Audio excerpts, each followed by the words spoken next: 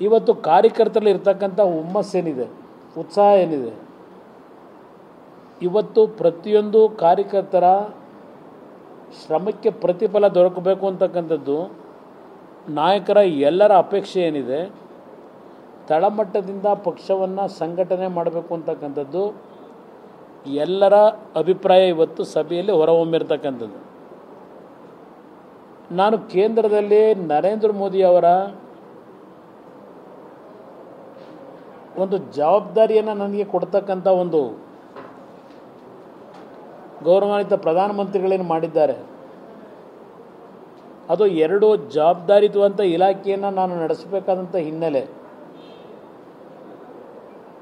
ನನ್ನ ಒಂದು ಅನುಪಸ್ಥಿತಿ ಏನಿದೆ ಪಕ್ಷದ ಸಂಘಟನೆಗೆ,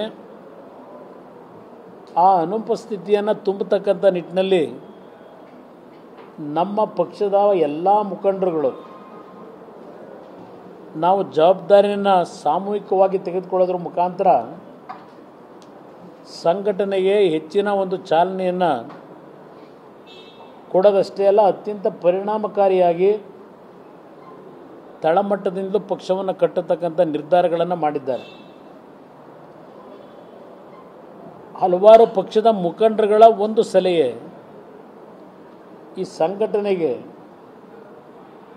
ಪಕ್ಷದ ಯುವಜನತಾದಳದ ಅಧ್ಯಕ್ಷರಾಗಿ ಏನು ಕೆಲಸ ನಿರ್ವಹಣೆ ಮಾಡ್ತಾ ಇದ್ದಾರೆ ನಿಖಿಲ್ ಕುಮಾರಸ್ವಾಮಿ ಅವರು ಸ್ವಲ್ಪ ಹೆಚ್ಚಿನ ಒಂದು ಚಟುವಟಿಕೆಯಲ್ಲಿ ಭಾಗವಹಿಸಬೇಕು. ಇಡೀ ರಾಜ್ಯದಲ್ಲಿ ಪಕ್ಷದ ಸಂಘಟನೆಗೆ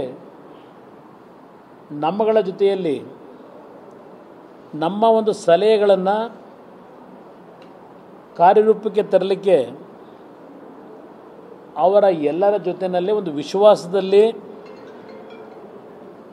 ಸಂಘಟನೆಯಲ್ಲಿ ಅವರು ಪಾಲ್ಗೊಳ್ಳಬೇಕು ಅಂತಕ್ಕಂಥದ್ದು ಇವತ್ತು ಸಲಹೆ ಕೊಟ್ಟಿದ್ದಾರೆ ನಮ್ಮ ಎಲ್ಲ ನಾಯಕರುಗಳು.